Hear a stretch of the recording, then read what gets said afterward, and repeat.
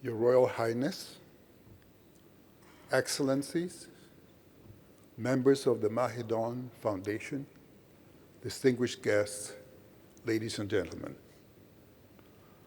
I feel privileged and grateful for having given this award for many reasons, in particular, the privilege of addressing you, world leaders in public health that are in a position to do more for the conditions that I'm particularly interested in, which is stroke and dementia. Stroke and dementia together represent the two greatest threats to the brain, personally and globally. 1 in 3 of us will end up with a stroke, dementia, or both, unless we improve prevention. Globally, stroke represents the second commonest cause of death, and stroke and dementia together account for 2/3 of the disability-adjusted dailies. And along the theme of this conference, it turns out that those at most risk of developing stroke and dementia are the least aware of the risk and are the least able to do something about that risk. And the incidence of stroke and dementia is rising. But there are also some good news, and that is that from 2090 to 2016, there has been a 12% increase in stroke in the low-income and middle-income countries.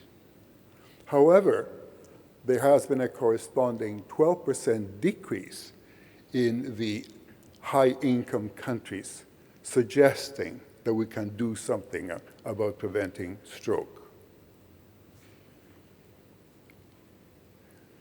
The risk factors for stroke and dementia are the same. And there's been a report by Valerie Feigen that demonstrates that in principle, 90% of strokes could be prevented by controlling the risk factors that I have listed. And these are the well-known ones. What was surprising about this report was that up to 1/3 of all strokes occurring in the world can be attributed to pollution. Now, it turns out that we're known for a long time that the pollution in air and also from using combustibles for cooking can damage the lung, harm the brain, and also affect the heart. And there's been a study some years ago to show that the closer you are to a highway, the more likely you are to develop a stroke.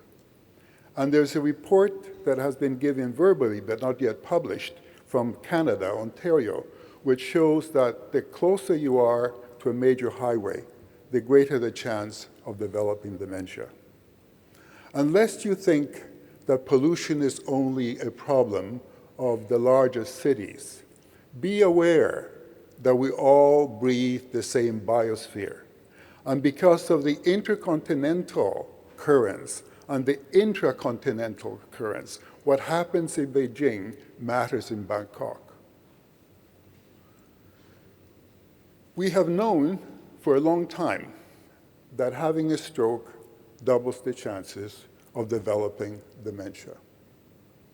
So in the year 2000, a number of us persuaded the government of Ontario, a population of 40 million, to institute a stroke strategy, consisting in building more stroke units, stroke prevention clinics, and also public campaigns of prevention. And we know from the publications of Dr. Capral in Toronto that the outcomes after stroke are better since the strategy has been implemented. And we show that even if you have a threatened stroke and go to a stroke prevention clinic, your chances of dying that year are decreased by 26%. So we wondered whether this had an impact on the incidence of stroke and concomitantly the incidence of dementia, knowing that a stroke doubles the chances of developing dementia. So we found in the lower red curve that for the past 12 years, the incidence of stroke has been declining steadily in Ontario. And for the first time, and this is a world first at the population level, we have shown that for the past 6 years, there also has been decline in the incidence of dementia. Now, we have 10 provinces in Canada.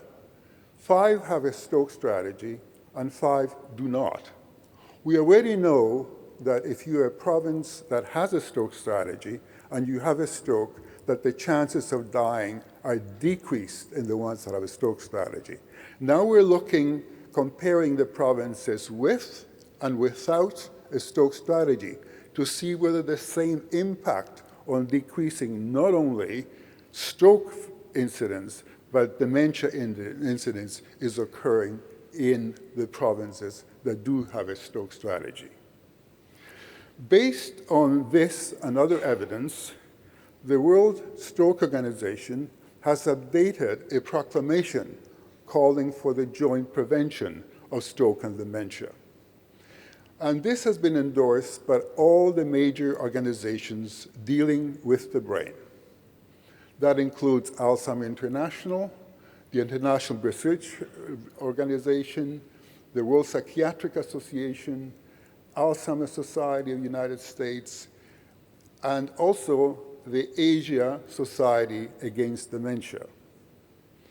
And the World Federation of Neurology, of which Thailand is a member. And may I say that in 2009, the neurologists of Thailand put on an exemplary World Congress with the theme of innovation in neurology. And I think that this is a good example that top quality research and education can take place in all parts of the world where there is a will and a way. When I was president of the World Federation of Neurology, we organized a World Brain Alliance based on 3 principles. The first one, there is no health without brain health. Without a healthy brain, very little else is worthwhile. Secondly, brain health begins with the mothers and the child's and their education. And thirdly, our brains are our future. In the digital age, you require a higher intellectual capacity to cope in daily life. The jobs of the future that require labor will be mechanized, and more will require to use our joint intelligences to resolve the many growing problems of the world. So, in conclusion, I very much appreciate the privilege of addressing you who are in a position to do more about preventing stroke and dementia together, and asking you that together we work for better brains for a better world. Thank you.